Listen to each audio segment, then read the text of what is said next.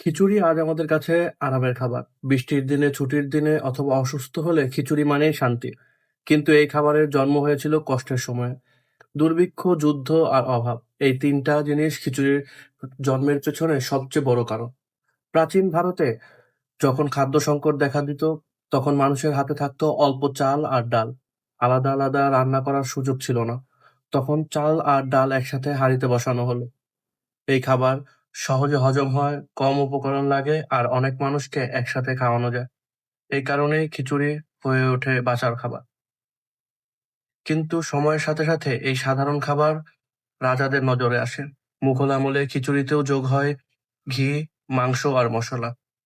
একসময় যেটা ছিল গরিবের খাবার, সেটাই রাজকীয় রূপ নেয়। আজ খিচুড়ি শুধু খাবার না, এটা আবেগ। বৃষ্টি মানেই খিচুড়ি, অসুখ মানেই খিচুড়ি। এ এক হাঁড়ি খাবারে লুকিয়ে আছে শত বছরের সংগ্রামের গল্প। এরকম সিরিজ যদি আরো চান তাহলে অবশ্যই কমেন্ট করুন।